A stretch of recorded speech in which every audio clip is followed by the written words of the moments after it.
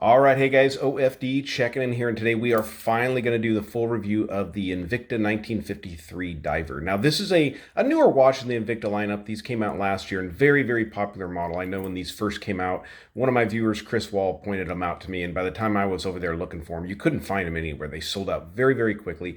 Now they are available out there. They're going to run you about anywhere from $110 to $125 depending on which model you pick up.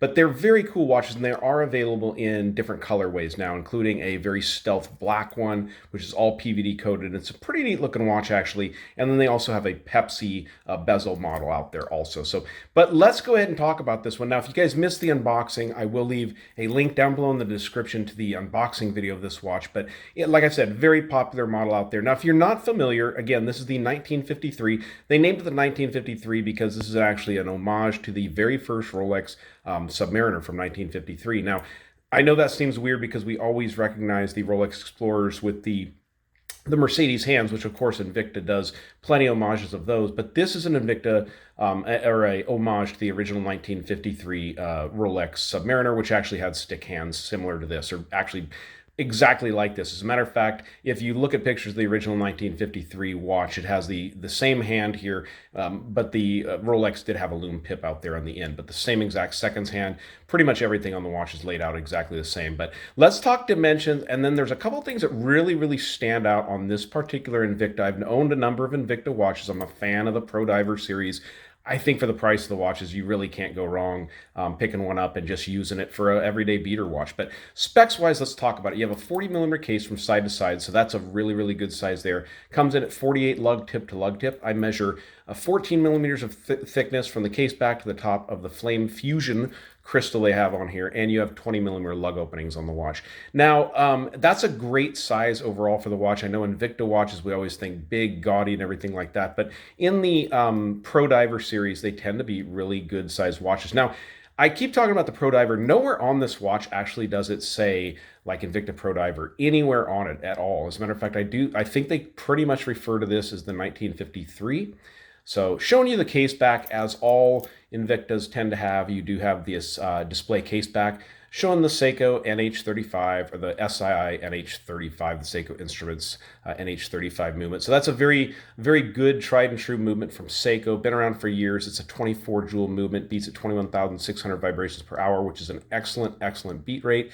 And you get about 40 hours of power reserve. So while I got it turned over, you guys can see the writing on the case back. You can also see that this is using folded in links, or just folded in links, so you don't get solid in links, which honestly, all of the original Rolexes had folded in links. It really wasn't until I think the 90s when they started putting solid in links on the Rolex watches. But couple things I really love on this watch that I have to say is better than any Invicta that I've ever had. And the first is the bezel action. The bezel action on this watch is so crispy and precise. I wish that Seiko had a bezel that was this nice, to be honest with you. I mean, this is one of the nicest bezels I've felt on a dive watch, and especially at a price point. I think I paid around $120 for this watch.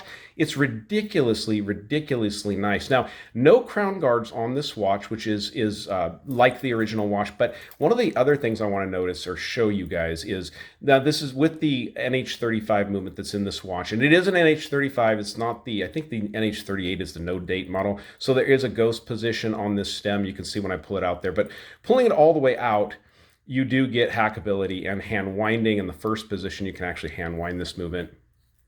But one of the things I noticed right off was with the crown and the sturdiness of this crown. There is absolutely no, even when you pull it all the way out, this is one of the sturdiest crowns and assemblies I've ever felt on a watch, to be honest with you. I mean, it is really in there well. There's no wobble at all, which I think is pretty impressive. So, I don't know if Invicta did something different on these watches, or they're maybe using a different plant where they're manufacturing, but I definitely notice quite a bit of difference in the quality of the bezel action on the watch, the crown action on the watch, compared to other Pro Divers I've had in the past. I sized this bracelet to my 7-inch wrist. You can see this, the polished folded clasp assembly there, but I did size it to my 7-inch wrist, which is taking out 4 links overall, and then I do have the micro adjustment out at the very last spot here. So I could probably add a link and move it back in a couple if I want to do that, but this tends to be a really nice size for me here. So go ahead and pause it for a second, guys. Let's get this watch on my 7-inch wrist and then stick around for the lume shot.